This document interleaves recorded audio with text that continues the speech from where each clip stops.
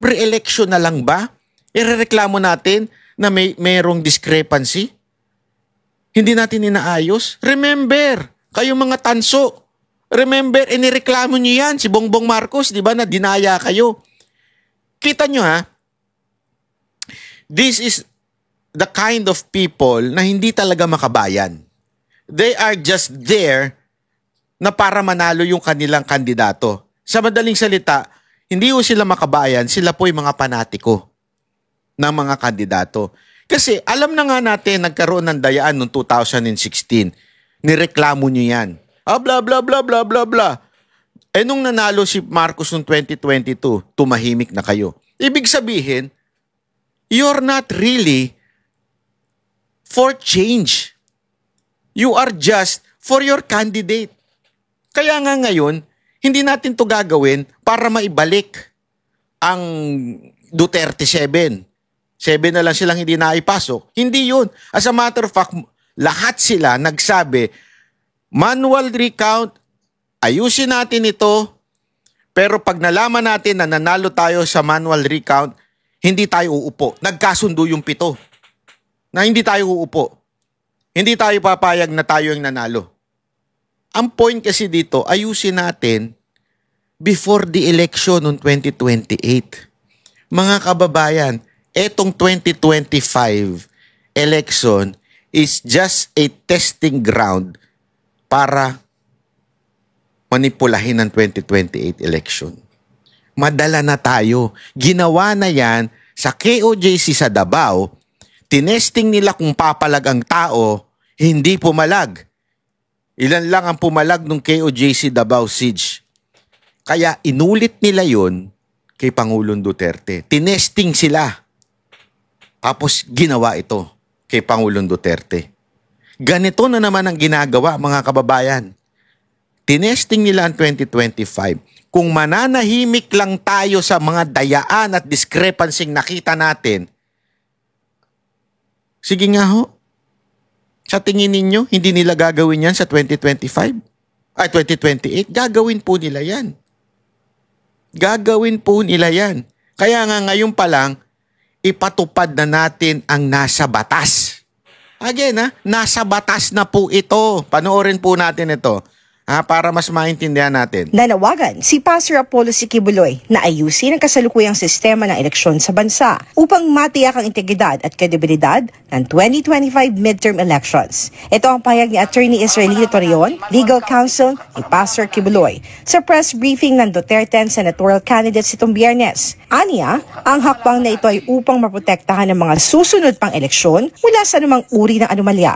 Ayusin natin ang ating sistema, ayusin natin ang sistema ng batas, ang sistema ng eleksyon natin para sa 2028 wala na po itong mga pagdududa na ito. Mas credible na po at clear na po sa atin, truthful na po at saka wala ng question sa resulta po ng eleksyon.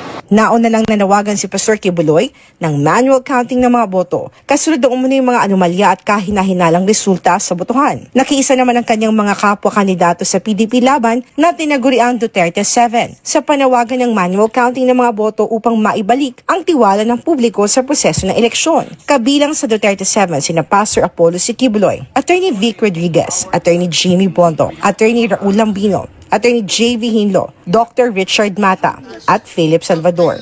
Ang gusto naming mangyari ay iimplementa ang batas. Section 31 of Republic Act 9369. Yan po ang prevailing law ngayon sa ating bansa. Ano po ang ibig sabihin yan? Na ang botohan natin ay electronic, pero pag bilang po ng mga boto sa presinto, kailangan po ito manual counting. I ask the newly elected legislators, of both houses, sa Senado at sa Kongreso, na amindahan na natin itong automated. Maganda itong punto ni Atty. Vic. Nanawagan siya sa mga nanalong congressman at nanalong senador. Kaya ako pasensya na po, nananawagan ako sa ating mga kakamping senador, supposedly. Senator Bongo, Senator Bato, Marcoleta. Senator Marcoleta. Huwag niyo pong iwan ang Duterte 7. Duterte 7. O, tama. Duterte 7. Huwag po niyong iiwan. Ito po ay panawagan sa inyo. Kung talagang tayo ay para sa bayan, kalkalin natin ho ito. Alamin po natin at siguraduhin po natin na talagang walang nangyaring dayaan.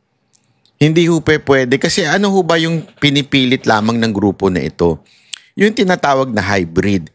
Diba? Pag bumoto ka, ipapasok mo. Walang problema doon. Pero pag sa counting na, dapat imamanual. O muna. Tapos, tsaka itatransmit na pwede na yung automation na, yung through kung ano man way of transmission nila. Pero at least, merong record manual. Ano ba ang naging resulta ng presinto na ito? Yan. Diba? May check and balance. May nag-manual, meron ding nagbilang ng automation. Dapat magtugma yun. Pag hindi nagtugma yun, ay sandali. Merong kumalikot ng computer na yan. Simple lang eh. At yan po ay nasa batas. Nasa batas po natin yan. Bakit hindi ginagawa ng COMELEC? Ano to? COMELEC nga? Di ba ho? Simpleng-simple lang. Hindi ho nananawagan na palitan ng ng kung ano-anong machine, palitan si chairman. Hindi. Simple lang. Pumili lang tayo ng ilang presinto na i-manual natin. Bilangin natin manually.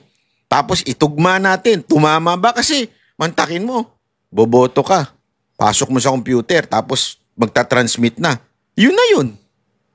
Anong check nun? Wala. Yung nga lumabas na ibinoto mo, iba lumabas eh. Paano mo sasabihin na check yun? Nagigets mo? Doon pa lang eh. Sandali. Katarantaduhan ho itong eleksyon natin. At mga kababayan, ito ang pinakapundasyon ng ating bayan. Hindi mababago ang ating bansa hanggang bulok ang sistema ng eleksyon. Bakit? Mananatiling mananalo at mananalo ang may pera. Ang kayang magbayad para imanipula ang eleksyon. Mananalo at mananalo. So kung ang isang tao, inalok nga, remember inalok po ng 400,000, 400 million. Hindi ko na lang sasabihin kung sino pero napaniginipan yan ng asama ko pero ako alam po totoo yan. Inalok ng 400 million. Ipapanalo ka namin. Buti itong tao na ito maprinsipyo, makadiyos, at talaga namang may paninindigan laban sa korupsyon. Ang sagot niya, gusto kong tama ang pagkapanalo. Hindi dahil sa korupsyon. Kasi mantakin mo, ang bukang bibig mo, bitay sa mga korupsyon, tas magbabayad ka ng 400 million para manalo ka. Tama, mali. So hindi ho siya kumagat. Hindi ko na lang papangalanan to kasi I'm not authorized to say his name. Hindi ko na lang papangalanan to pero hindi niya kinagat yung 400 million dahil prinsipyo ang tao na ito. Zero corruption. Hindi niya ho kinagat. Isipin nyo na lang. Kaya nga ako nagulat Kasi the same 400 million na nahuli sa Cebu. Kanino ibibigay yun? Yun ba ibibigay sa... Ewan, no comment. May alam pero hindi ko sasabihin. Akin na lang. Sa Cebu pa talaga.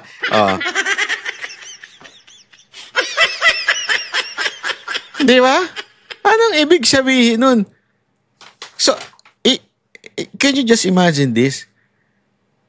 Politicians are winning because of money.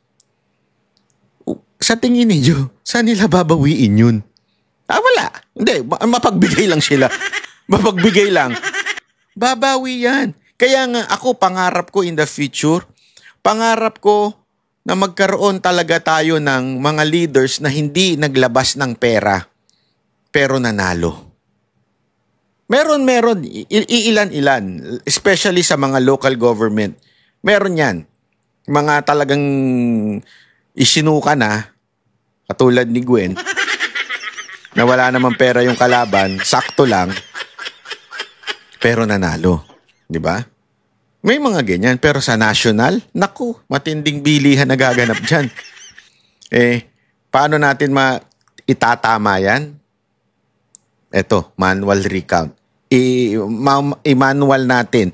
Halo, hybrid. May manual, may automation. Di ba? Election system law, sapagkat ang sinasabi naman talaga ng ating saligang batas, secrecy in voting, pero full transparency pagdating sa counting.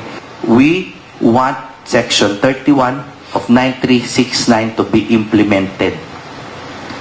Manual count, hindi po recount. Para naman kay Atty. Raul Lambino, na personal na nakaranas ng aberya sa eleksyon, isang centralized defect umano ang nangyari sa eleksyon. Hindi lahat ng mga bumoto para sa kandidatong gusto nila sa halalan na ito, yung boto nila ay nabilang ng tama. Dahil depektibo yung mga makina at mga teknolohiya na ginamit po rito sa halalan na ito. Centralized defect ang nangyari dito. Nakasaad sa Section 31 ng Republic Act No. 9369 o Election Modernization Act. Ang mga probisyon hinggil sa manual na pagbibilang ng mga boto na kabilang sa paggamit ng automated election system. Ayon sa batas, ang pagbasa at pagtatala ng mga balota ay dapat isagawa sa paraang mano-mano upang matiyak ang transparency at kredibilidad ng proseso ng halalan. Para sa Diyos at Pilipinas kumahal. Ito si Hannah Jane Sancho, SM9 News.